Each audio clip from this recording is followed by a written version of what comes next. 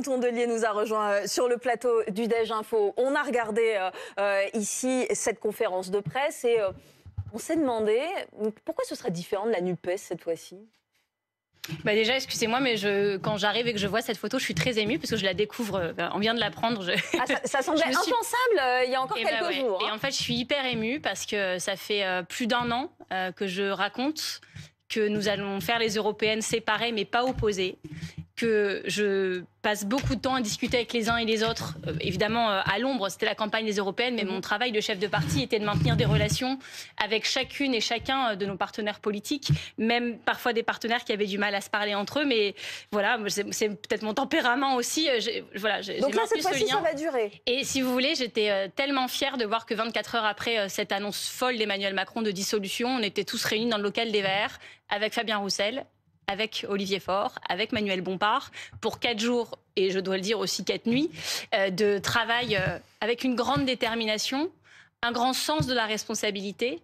Je pense que nous sommes à un moment inédit et que nous avons été à la hauteur de l'histoire. Et ce qu'il nous faut maintenant, c'est mener campagne avec la même détermination que celle qui a animé cette construction d'unité, parce que ce qu'il faut, c'est gagner. C'est gagner et c'est changer la vie des gens. Vraiment. Mais alors justement, vous l'avez dit, il fallait aller vite parce que cette campagne, elle est très courte. Est-ce que vous vous êtes pas dit... Mais oui, vous êtes allé très vite. Il y a des partis qui mettent 2 ans pour faire ce qu'on a fait en 4 nuits. Mais justement, est-ce que vous vous êtes pas dit, bon, alors sur quoi on est d'accord, ok, alors là-dessus, ok, ce sur quoi on n'est pas d'accord, on verra plus tard. Ah non. Sinon, ça n'aurait pas pris. Là, ça y est, vous êtes d'accord sur tout. C'est intéressant parce que là, vous trouvez qu'on n'a même pas pris assez de temps, mais pendant plusieurs jours, on disait alors c'est pas encore fini. Alors, au bout de 3 heures, quand on était dans le local, c'était alors c'est pas encore fini. Bah non, en fait, parce qu'on a travaillé sérieusement. C'est-à-dire qu'on n'a rien mis sous le tapis, qu'on a tout traité méthodiquement, les accords, les désaccords, les sujets sur lesquels on n'a pas toujours été historiquement alignés. Et je vais vous dire, les communistes vont rester communistes, les insoumis vont rester insoumis, les écologistes, je m'engage personnellement, vous me connaissez, vont rester écologistes, et les socialistes vont rester socialistes. Mais nous nous sommes mis d'accord sur quelle était la ligne du Front populaire, avec calme, avec sérieux, avec détermination, avec crédibilité.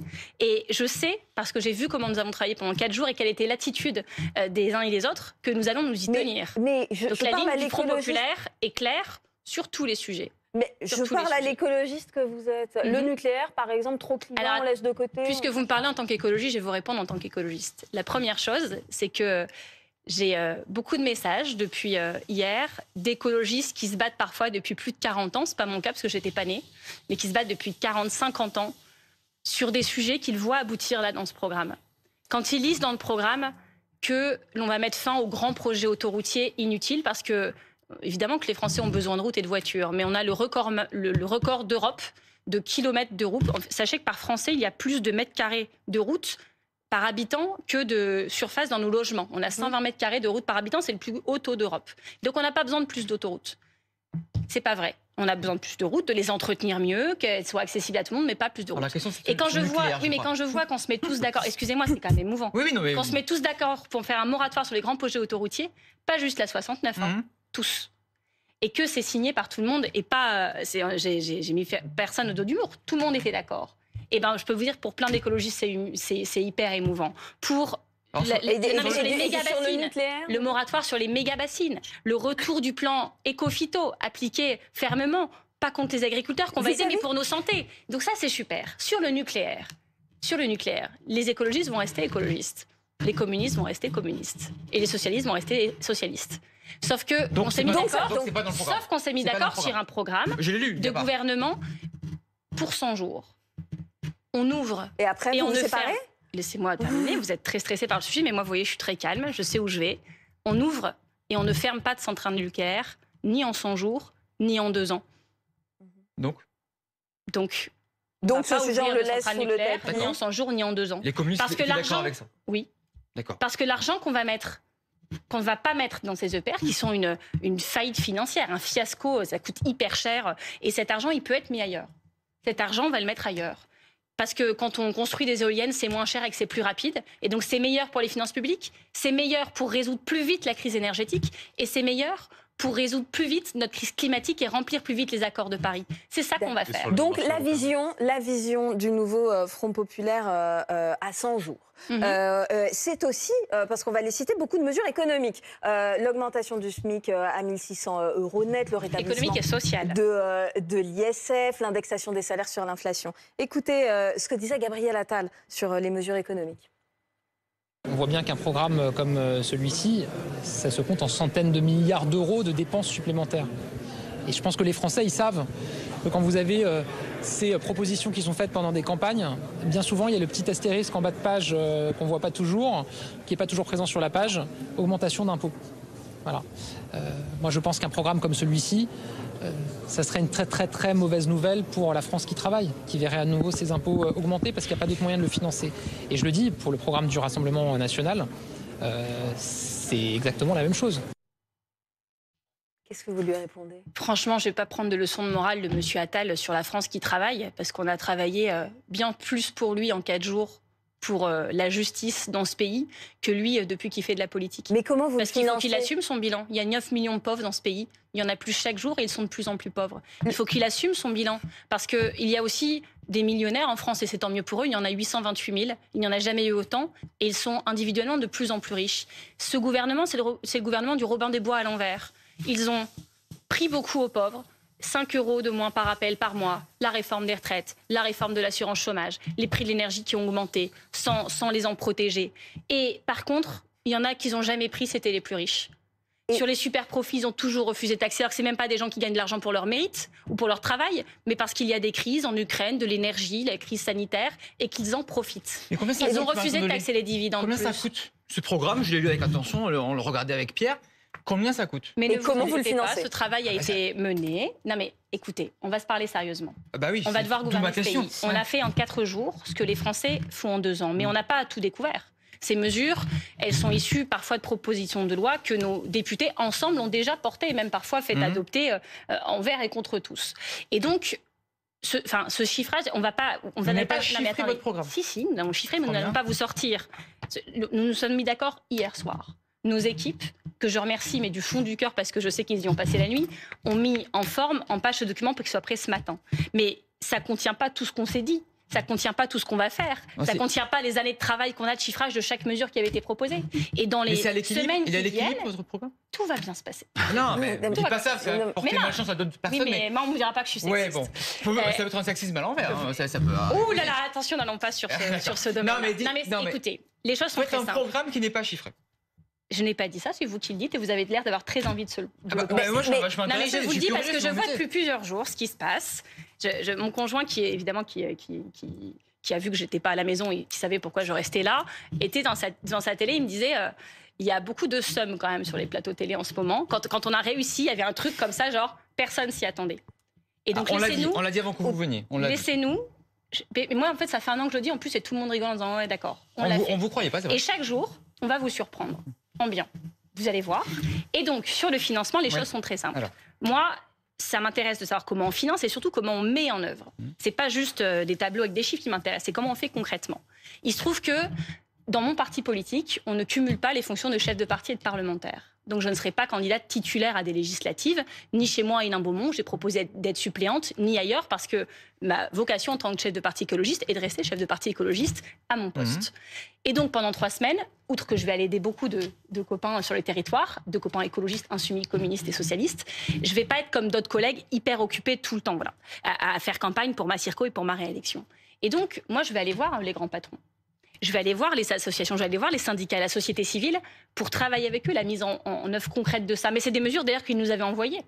Vous allez voir que la société civile va publier dans les jours qui viennent des choses auxquelles nous travaillons ensemble depuis longtemps. C'est inspiré de ce qu'ils disent, c'est inspiré des experts du monde du travail, de l'environnement, des associations qui s'occupent du social. Moment, on a travaillé avec eux. Et c'est les gens qui connaissent le mieux le domaine. Bien plus que nous tous réunis sur ce plateau. Pour le moment, vous n'avez pas de chiffres précis à me donner. Alors, on va... Non, mais j'aimerais qu'on avance. Les recettes, les dépenses... J'aimerais qu'on avance parce que... J'aimerais qu'on avance parce qu'il y a un autre sujet qui intéresse les électeurs. Juste un truc sur le chiffrage, parce que on a toujours, quand on est écologiste de gauche, beaucoup plus de leçons de morale que les autres. La dette, elle n'a jamais été aussi importante dans ce pays, c'est pas de notre faute. Les injustices aussi. Alors, tant qu'on fasse de la dette, autant qu'on la fasse pour réparer les injustices sociales et la crise climatique. Parce que même Jean Pisani-Ferry, vous savez, quand on parlait de l'ISF climatique, avec Greenpeace, avec les écologistes, tout le monde se moquait de nous. Vous dites faisons Tout de le la monde dette. se moquait de nous. Tout le monde se moquait de nous en disant c'est pas possible. Jusqu'à ce que Jean Pisani-Ferry, auteur du programme de 2017 d'Emmanuel Macron et grand économiste, pas écologiste et pas de gauche, dise c'est ça qu'il faut faire. Quand on dit il y a de la bonne dette et de la mauvaise dette, et quand on s'endette pour le climat, c'est de la bonne dette parce que chaque euro qu'on ne dépense pas pour l'action climatique, on va le payer peut-être pas au centuple, mais beaucoup plus cher. Quand on dit ça, on dit ah mais ça c'est encore les écolos, ils veulent tout dépenser. Mais même Jean Pisani-Ferry le dit aujourd'hui. Donc moi je n'accepterai pas d'avoir des leçons tout le temps de morale par principe, comme on est écologiste de gauche, on dit n'importe quoi sur l'économie, c'est pas vrai. On dit des choses vraies et d'autres qui soi-disant sont des experts banquiers, je sais pas quoi, font n'importe quoi. On ne vous dit pas ça. Non, mais vous êtes vigilants et vous avez le droit. Les Français qui vont voter pour vous veulent savoir. ne savent pas combien les Français coûte votre veulent programme. savoir. Ben oui, mais on peut pas tout. Enfin, excusez-moi, c'est pas sérieux de faire non plus. J'allais pas vous donner un chiffre n'importe quoi que j'aurais mis sur l'iPhone. Donc pour le moment, vous n'avez pas encore de chiffres. Ne vous inquiétez pas pour ça et occupez-vous plutôt des autres soi-disant sérieux qui sont sérieux jusqu'au jour où ils font leurs mesures et que ça marche. J'aimerais vous poser une autre question qui intéresse les électeurs. Pourquoi pas avoir proposé de nom de Premier ministre aujourd'hui, de Premier ministre potentiel si vous arrivez en tête? Eh bien parce que regardez cette photo. Du coup, vous avez du mal à choisir. On a presque l'impression qu'ils sont déjà à l'hôtel de Matignon. En fait, la photo est assez, on a l'impression qu'ils ont déjà le pouvoir. Non, mais c'est intéressant parce que je trouve que cette photo montre vraiment qu'on est prêt à gouverner ensemble. Et je vais vous dire, mais il faudra bien choisir quelqu'un. On est de gauche et on est écologiste. Donc, ce qui compte avant tout, c'est l'équipe et c'est le collectif. Je le dis avec, voilà, je le dis très sincèrement et très naturellement. Moi, ça ne m'intéresse pas vraiment, en fait, de savoir lequel d'entre nous sera le chef d'orchestre. Mais des gens que je vois ici, beaucoup de gens sont capables de le faire. Vous, ça ne vous intéresse pas, mais je pense que les électeurs, eux, ça les intéresse. Oui, mais je pense par exemple aux électeurs du Parti socialiste. Oui, mais vous savez, ce qui intéresse les électeurs, c'est de savoir qui sera l'équipe en place. Parce que nous, en fait, on n'est pas pour la personnalisation de la politique. Mais en fait, c'est pas une élection présidentielle. Il va y avoir des débats télévisés. Qui vont être les Nous sommes en train d'en discuter, vous verrez. Et tout ça va se passer très sereinement. Mais il va y avoir une personne ou plusieurs personnes? Vous avez l'air beaucoup plus inquiet que nous, en fait. Oui, non, en fait... Et ne vous inquiétez pas, tout va bien. Moi, je suis inquiète pour les électeurs qui ont un choix à faire dans 15 jours. Alors, vous pouvez être inquiet pour les électeurs parce qu'ils peuvent peut-être, à la fin du mois...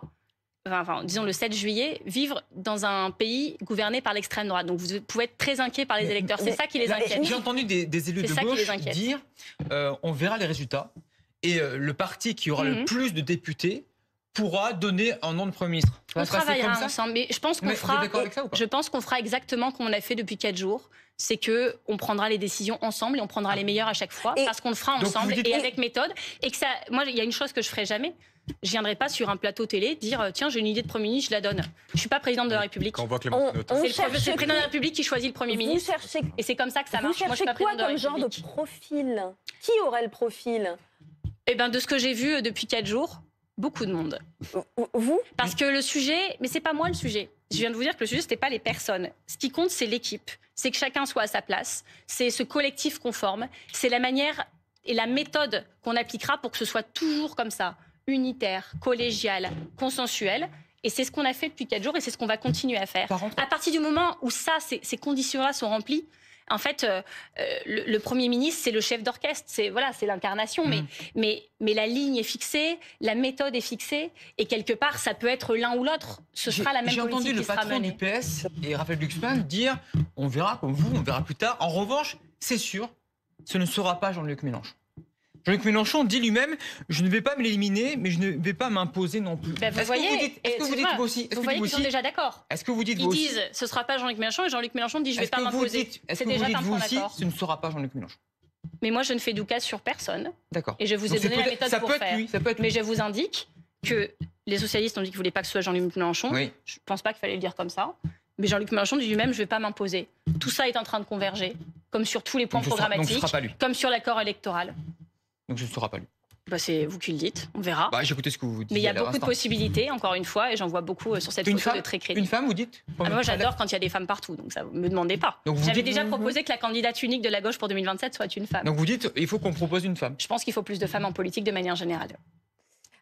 Sur les questions de programme, l'écart aujourd'hui avec le Rassemblement national, est très très grand. Vous les connaissez bien, les élus du Rassemblement national, parce que vous venez d'Hénin-Beaumont. Comment réduire cet écart en 15 jours? Par un front populaire qui va dépasser très largement les 4 partis et avec tous nos partenaires que nous représentons sur cette photo. Faire front populaire, ça veut dire faire une alliance avec toute la société civile, avec toutes celles et ceux qui le souhaiteront, avec toutes celles et ceux qui ont manifesté contre la réforme des retraites, avec les entrepreneurs, avec les agriculteurs, avec tout le monde. Et donc, je pense que là, nous sommes au 4e jour de campagne. Vous voyez, en fait, le Rassemblement national, ils étaient hauts aux européennes. Je ne vais pas le nier, je m'y attendais. Ils étaient hauts, mais ils étaient au maximum. Ils avaient tout donné. Ils n'en avaient plus sous la pédale. Et là, depuis 4 jours, je n'ai pas trop eu le temps de m'intéresser à eux, mais je vois rien de nouveau. Nous, on a enclenché un truc inédit, auquel même vous ne croyez pas. Et donc, pendant les semaines qui viennent, ça va être comme ça tout le temps un peu plus. Et cette campagne, je pense, chaque jour, va montrer un nouveau signe que nous sommes prêts. Et je pense que quelque chose va s'enclencher dans le pays. Je peux vous dire, j'ai jamais reçu autant de messages de gens qui disent « mais je suis émue aux larmes de ce que vous avez fait. Merci pour mes enfants, merci pour nous. On avait peur, on commence à être rassurés. » Et ce qu'on va faire, c'est qu'on va rallumer la flamme. Pas celle du Rassemblement national, celle-là, on va l'éteindre. Mais celle auquel ont droit les électeurs de gauche et écologistes de ce pays. On va leur changer la vie, vraiment. Merci Marine Tondelier d'être venue sur le plateau du Déj Info.